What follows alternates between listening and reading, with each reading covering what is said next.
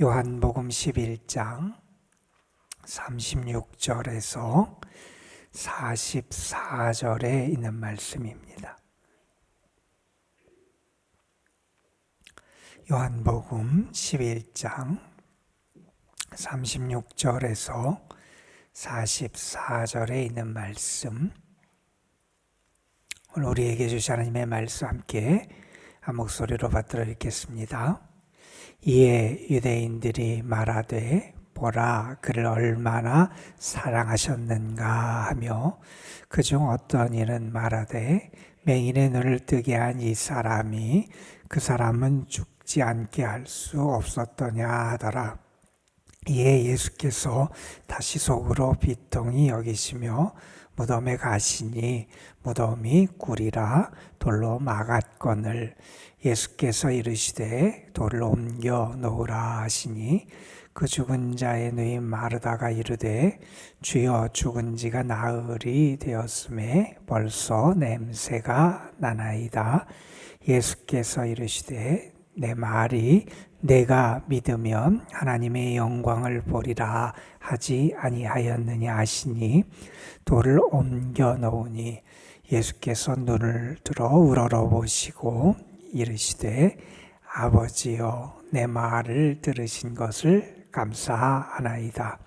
항상 내 말을 들으시는 줄 내가 알았나이다. 그러나 이 말씀 없는 것은 둘러선 무리를 위함이니 곧 아버지께서 나를 보내신 것을 그들로 믿게 하려 함이니이다. 이 말씀을 하시고 큰 소리로 나사로야 나오라 부르시니 죽은 자가 수족을 배로 동인 채로 나오는데 그 얼굴은 수건에 쌓였더라. 예수께서 이르시되 불어놓아 다니게 하라 하시니라. 아멘.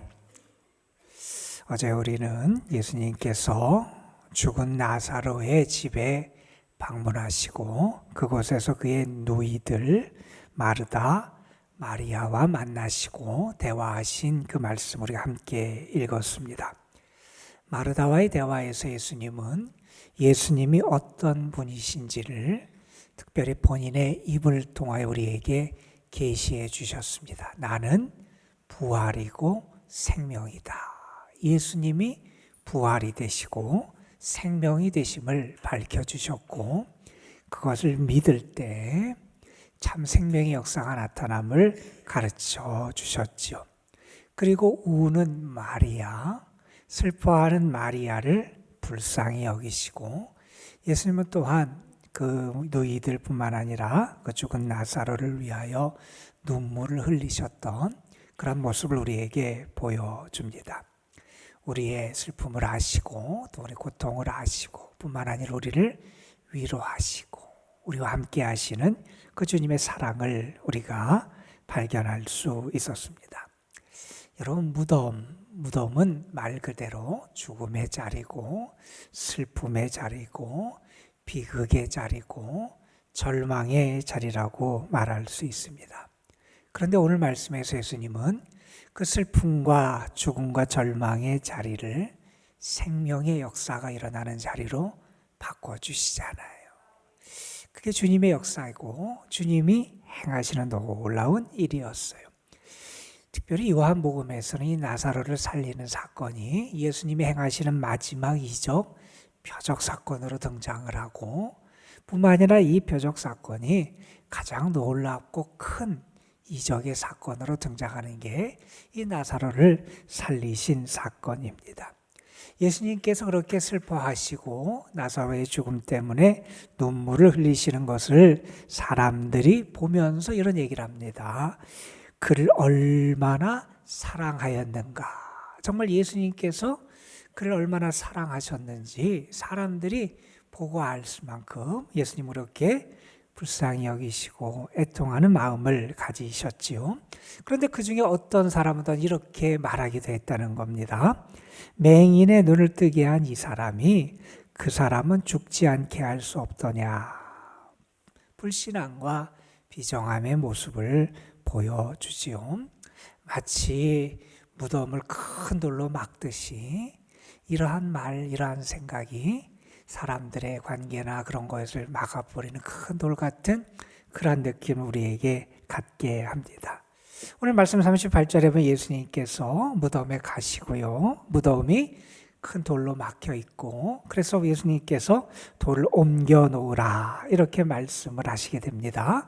그랬더니 마르다가 이렇게 대답을 하지요. 주여, 죽은 지가 나흘이나 되었음에 벌써 냄새가 나나이다. 죽은 지가 나흘이나 되었고 벌써 냄새가 난다. 이미 죽었고 이미 가능성이 없는 것 같습니다. 이렇게 대답을 하지요. 자, 그때 예수님께서 다시 한번 마르다에게 그의 믿음을 일깨우는 말씀을 하십니다. 내가 말하지 않았느냐? 내가 믿으면 하나님의 영광을 보리라 하지 않았느냐? 내가 믿으면 하나님의 영광을 본다. 여러분, 우리가 어떤 상식적인 논리나 세상의 판단과 생각을 가지고는 이제 끝난 것 같고 안 되는 것 같고 이제는 손을 놔야 될 것 같고 뭐 그러한 일이 얼마나 많이 있습니까? 근데 정말 중요한 것은 그때 내가 믿음이 있느냐는 거예요. 그때 믿음이 있냐는 겁니다. 편안하고 행복할 때, 일이 내 뜻대로 잘 될 때, 모든 게 순조로울 때, 그때 우리는 믿음이 있는 사람처럼 보여요. 그런데 정말 믿음의 진가는 폭풍 가운데 드러나게 돼 있고요. 믿음의 진가는 광야에서 드러나게 되어 있습니다. 이제 절망해야 될 것 같은 그때, 내가 참 믿음으로 나아갈 때 참 생명의 역사를 경험하게 되고요. 하나님의 일하심을 보게 되고요. 예수 그리스도를 통하여 하나님의 능력을 보게 되고요. 하나님의 영광을 보게 된다는 겁니다. 여러분, 우리를 불행하게 하는 일들이 얼마나 많이 있습니까? 우리를 슬프게 하는 일들이 얼마나 많이 있습니까? 우리를 낙심하고 절망하게 하는 일들이 얼마나 많이 있습니까? 그때 우리가 믿어야 될 믿음이 있습니다. 생명의 역사를 행하시는 분은 주님이시라는 겁니다. 내가 가진 것, 내 능력, 내 힘, 내 지혜, 내가 동원할 수 있는 수단이 나를 살리는 게 아니라 우리 주님이 우리를 살리시고요. 우리 주님이 우리를 이기게 하시고요. 우리 주님의 역사가 우리에게 힘이 된다는 겁니다. 저는 여러분에게도 이 믿음이 있었으면 좋겠습니다. 바울이 고린도전서 15장에서 부활에 대한 말씀을 전해요. 그래서 예수님이 우리 잠자는 자들의 첫 열매가 되시고 부활에 확실하다라고 하는 것을 죽은 자들의 부활에 있음을 설명을 하시는 말씀을 길게 하세요. 거기 보면 이런 얘기를 합니다. 부활이 없으면 내가 왜 이렇게 고생을 하겠느냐 이런 얘기를 해요. 만약에 부활이 없다면 사람들은 그럴 겁니다. 먹고 마시고 놀자 그렇게 얘기할 거라는 거예요. 그냥 그렇게 즐기면서 적당히 세상을 살아갈 거라는 겁니다. 그런데 바울이 말합니다. 내가 맹수와의 싸움도 싸우고 시시각각 위험을 무릅쓰고 그렇게 살아왔다는 거예요. 내가 그렇게 힘들고 어려운 고난의 길을 걸어가면서도 그런 삶을 살았다는 거예요. 왜 그렇게 살아갔느냐? 나에게 부활의 믿음이 있기 때문이라는 거예요. 그러면서 바울은 이런 얘기를 합니다. 부활의 믿음을 가진 사람이 해야 될 게 있다는 거예요. 그러면서 그 부활에 대한 장의 마지막 부분에 우리에게 이런 권면을 하고 있는 겁니다. 굳게 서서 흔들리지 말고 주의 일에 더욱 힘쓰는 자들이 되라. 여러분, 내가 부활의 믿음이 있는지 없는지는 고난과 시련과 헌신과 희생의 때에 드러나게 되어 있다는 겁니다. 내가 정말 부활의 믿음을 가지고 살아가는 그런 역사가 우리에게도 나타나야 된다는 겁니다. 자, 예수님께서 오늘 말씀 41절 이하에 보면 이제 드디어 그 나사로를 다시 살리시는 그 이적을 행하시는 장면이 여기 자세하게 소개됩니다. 사람들이 예수님의 말씀대로 돌을 옮겨 놓습니다. 자, 예수님께서 어떻게 하시느냐? 먼저 기도하세요. 하나님 앞에 기도하세요. 기도하시는 예수님의 모습과 그 내용을 41절, 42절에서 우리에게 전해줍니다. 눈을 들어 우러러보시고 하나님을 보신다는 겁니다. 눈을 들어 하늘을 보고 눈을 들어 하나님을 바라볼 수 있어야 된다는 거죠. 그리고 예수님은 이렇게 하나님 앞에 간구하십니다. 아버지요. 여러분, 예수님께서 우리에게 가르쳐주신 기도에도 하늘에 계신 우리 아버지, 우리가 누구에게 기도하느냐? 하늘에 계신 우리 아버지. 하늘에 계시다고 하는 것은 능력의 하나님이심을 나타내고 우리와는 다른 위대하신 하나님이심을 나타내고 온 세상을 다스리고 통치하시는 하나님이심을 나타내고, 그런데 그 하나님은 어떤 하나님이냐? 우리 아버지가 되시는 하나님이시라는 거예요. 예수님은 그 아버지 되시는 하나님 앞에 기도하세요. 아버지요. 아버지요.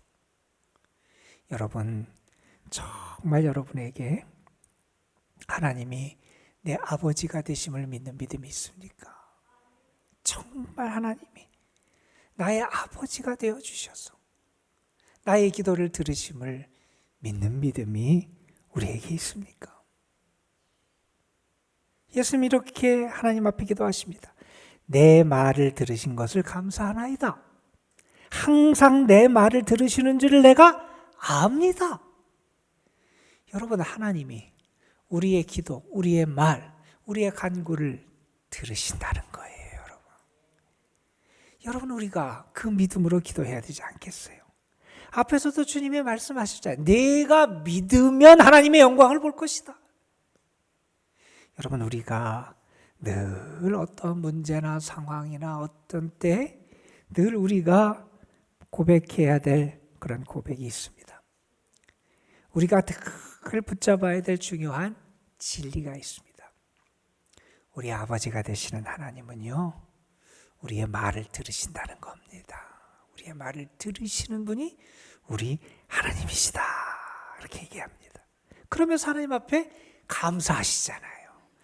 이렇게 내 말을 들으신 것을 하나님 감사합니다.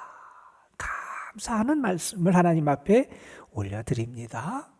그리고 예수님께서는 이렇게 다시 하나님 앞에 간구하는 이유를 이렇게 여기서 이 42절 뒤에서 말씀하세요. 무슨 말씀을 하냐면, 저들이 하나님이 나를 보내신 것을 저들로 믿게 하기 위함이다 하는 겁니다.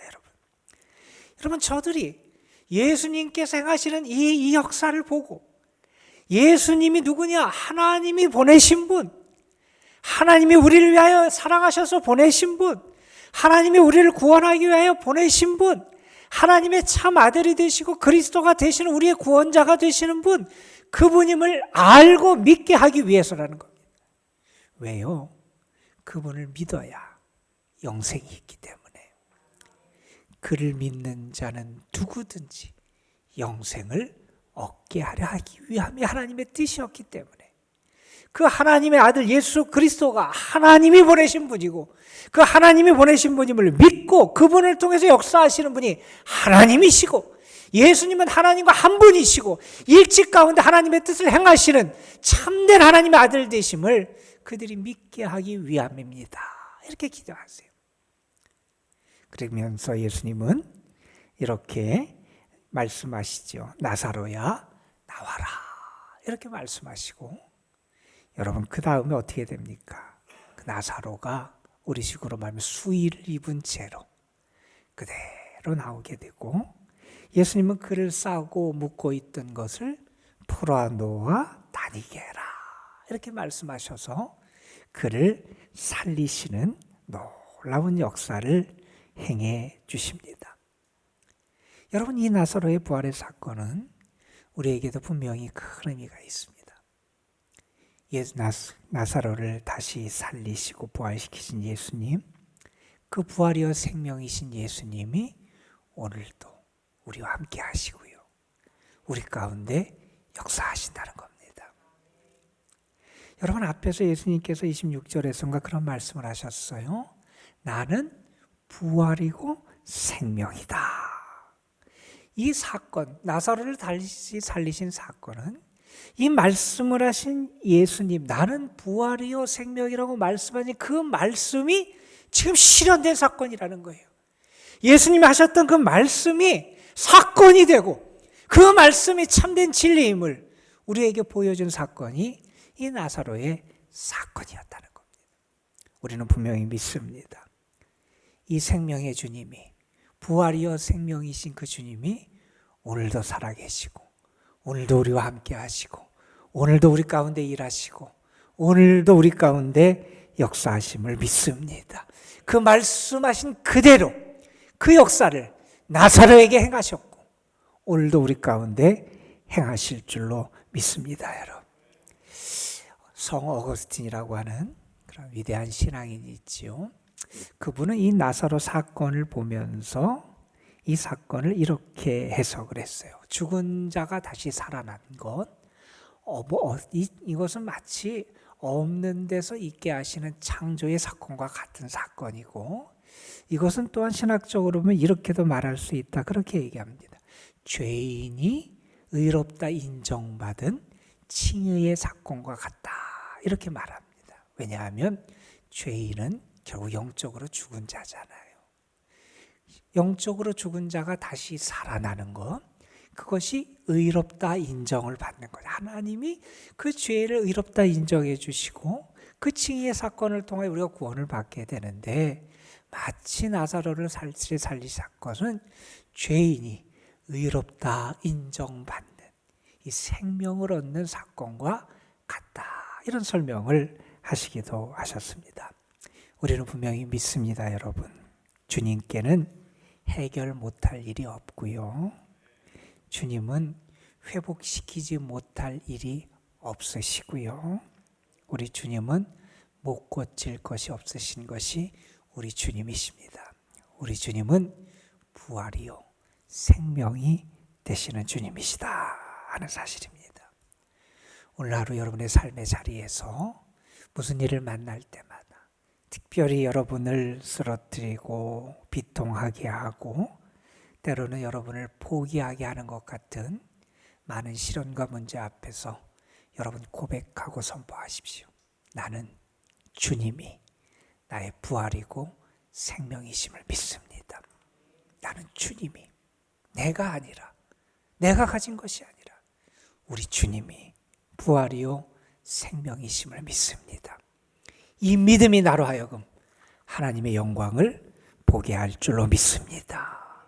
저는 그런 고백이 여러분에게 있기를 소망하고, 그 고백을 통해서 여러분이 오늘도 승리하고 하나님의 영광을 보게 되시길 간절히 축복합니다. 여러분, 오늘 말씀 다음에 등장하는 45절부터 54절의 말씀은 이 사건을 통해서 많은 이들이 예수님에 대해서 더 가까이 하게 되고 믿게 되니까 유대 종교 지도자들이 긴장을 하게 돼요.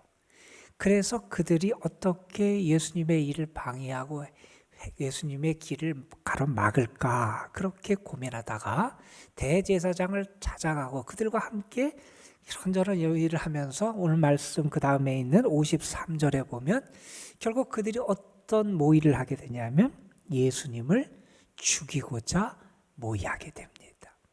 그래서 사실은 요한복음에 의하면 앞에서도 물론 그런 언급이 있었지만 이제 이 나사로를 다시 살리신 사건을 통해서 유대인들이 예수님을 향한 본격적인 핍박과 예수님을 죽이고자 하는 시도가 구체화되는 그런 일이 이제 벌어지게 됩니다.